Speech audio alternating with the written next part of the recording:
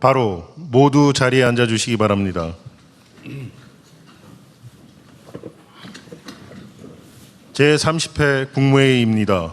대통령께서 개선안과 함께 모두 말씀을 하시겠습니다.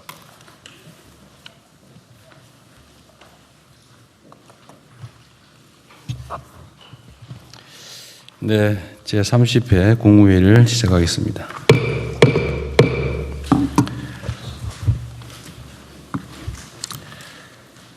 올 상반기 수출이 5천억 불에 육박하는 폭발적인 증가세를 보이고 있습니다.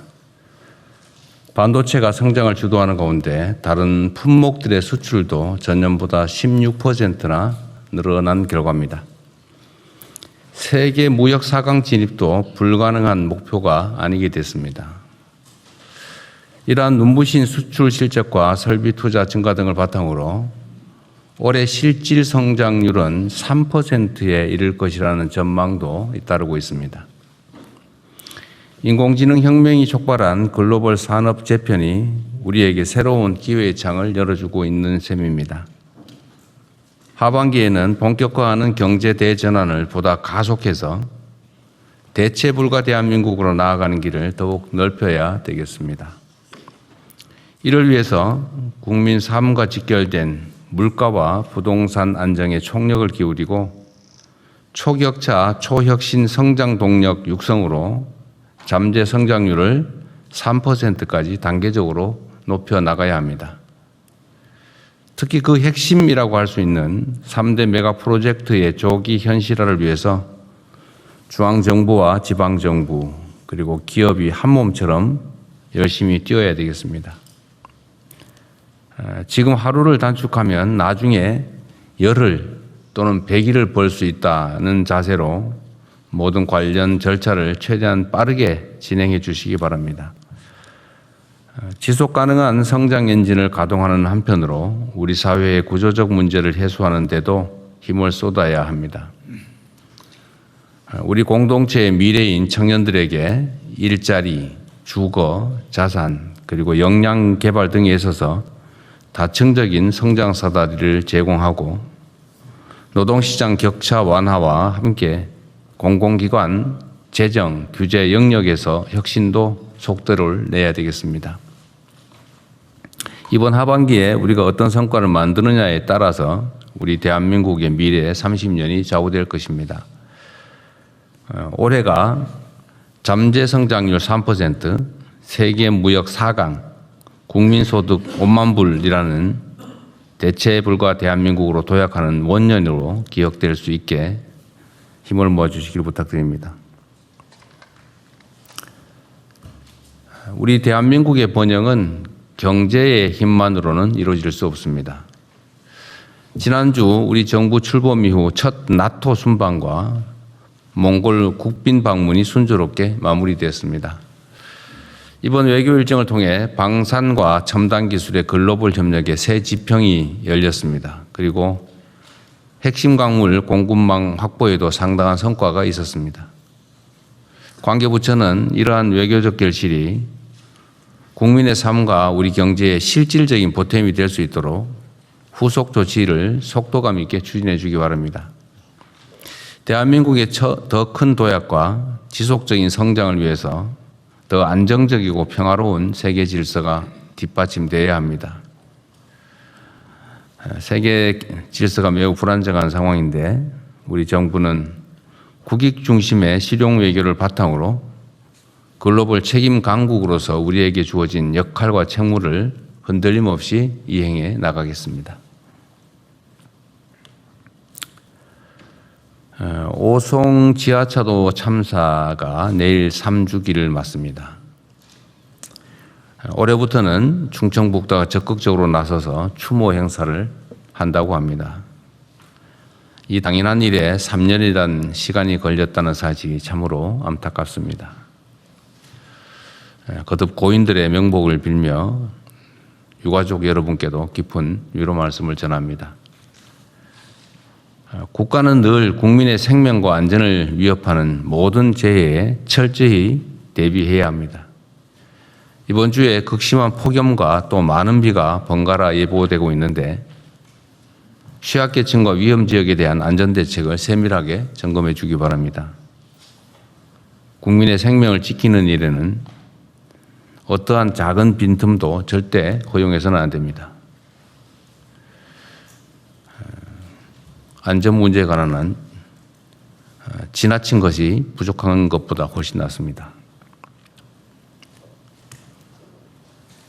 내일부터 정부 각 부처와 공공기관의 업무 보고가 시작됩니다. 우리 정부 출범 이후 현재까지 확정하고 추진해왔던 주요 과제들이 제대로 작동하고 있는지, 또 중동 전쟁 등 변화된 국정 환경에 맞춰서 앞으로의 정책 방향을 어떻게 설정하고 있는지, 이런 점들을 국민과 함께 살펴보고 점검하는 자리입니다. 좀 스트레스가 있으시죠, 다들? 괜찮은 것 같기도 하고. 철저한 준비를 당부드리고 한 가지 더 추가 말씀을 드립니다. 국정의 핵심 축은 기본적으로 청와대가 아니라 정부의 부처청입니다.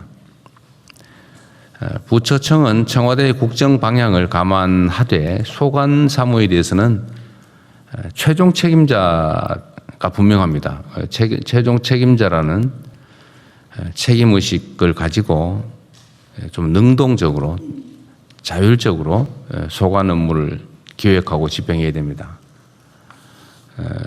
소위 말하는 시키는 대로 하겠다. 관행에 있는 것만 한다. 법에 정한 것만 한다. 혹시 감사 또 수사 이런 책임질 가능성이 있으니까 웬만한 거 하지 말자. 이렇게 하면 안 된다 그 말이죠. 장관부터 일선 직원에 이르기까지 소통을 많이 하셔야 됩니다. 오늘 아침에 제가 본 기록 자료 중에 이런 게 있었는데, 얼마 전에 제가 봐요. 산림청에 무슨 메뚜기 뭐 그런 얘기 있었죠.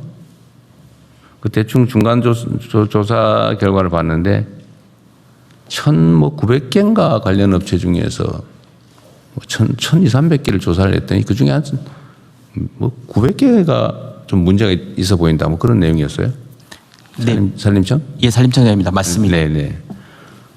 그 황당무계한 얘기죠. 근데 이게 1,000개가 넘는 업체들이 다 문제가 있어 보인다. 지금 현재 상태로 뭐 면허 대여 뭐 등등. 근데 그게 지금까지 왜 산림청과 농식품부는 모르고 있었을까? 언론들이 기획 보도해가지고 할 정도로 다 알고 있는 거잖아요. 그죠? 그것도 오랫동안. 근데 이게 왜 이러냐면, 우리 농식품부 장관이 열심히 하시는데, 일부러 그럴 리는 전혀 없고, 내가 보기도 산림청장도 그러시고. 문제는 저 아래쪽에서 벌어지는, 일선에서 벌어지는 일들인데, 알기가 어려운 거죠. 그거 보고를 안 하면 모르니까. 그래서 이게 뭘 잘못해서가 아니고, 이 일상적으로 벌어지는 일이란 말이에요. 예를 들면 제가 좀 전에 국무회의에 올려놓은 자료도 있잖아요. 무슨 지방의원들이 그 자기가 가진 회사 또 가족들 뭐 아는 사람이 하는 실질적인 자기 회사와 그 지방자 정부 간의 거래, 수의계약 이런 거를 자기 거래죠. 쉽게 말하면 이해충돌행위인데 이게 만연하고 있다. 그래서 제가 올려놓고 보셨을 겁니다. 그 행안부나 이런 데는 당연히 그건 감시해야 되는데, 그죠? 근데 모르죠. 모르고 있지, 근데. 알기가 어렵죠. 근데 이게 왜 그러냐면, 일선에서는 일상적으로 벌어지는 일들인데, 이게 최고 지휘부하고 일선하고 소통이 잘 안 돼서 그런 것 하나 하고, 두 번째는 이 내용을 알고 있는 담당 공무원들이나 또는 직근 상급자들 같은 경우는 알면서도 그냥 넘어가는 거예요. 여러 가지 이유가 있겠죠. 그래서 소통을 좀 해야 됩니다. 일선과의 소통, 현장과의 소통. 제가 이번에 하게 될 업무 보고에서도 각 부처청이 통상적으로 하고 있는 일인데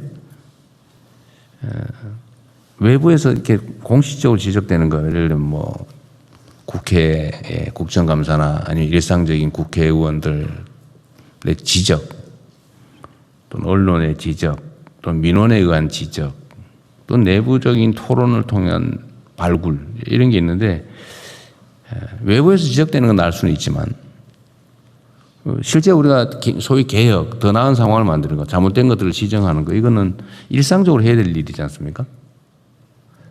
근데 문제는 모른다는 거죠. 그 모르면 다 그러면 허용되는 거냐? 그건 아니죠. 그래서 끊임없이 아래쪽을 봐야 된다. 끊임없이 현장과 일선 직원과의 토론이 있어야 되는 거죠. 그래서 제가 계급장을 떼고 하는 브레인스토밍이나 이런 허심탄회한 토론이 꼭 필요하다고 그 말씀드린 이유입니다. 평소에 말 안 해요. 왜냐하면 그게 방치되고 있는 걸 자기가 얘기하면 자기가 책임질 수가 있거든. 그런데 그런 점들을 잘 감안해서 이게 중요하죠. 국민들은 이걸 다 알고 있거든요. 일선에서는. 그런데 지휘하는 우리만 몰라요. 여기 계신 분들은 최소한 그런 책임의식, 공인의식을 가지고 계신 분들이라서 일부러 그럴 리는 전혀 없다고 봅니다. 노력하고 있죠. 다들 잘하고 계시고. 그런데 이런 놓치는 부분이 있다. 제가 두 부처만 따로 얘기해서 미안한데 제가 있는 걸 다 얘기하는 편이라서 조금 이해하십시오. 대통령님, 그건 지방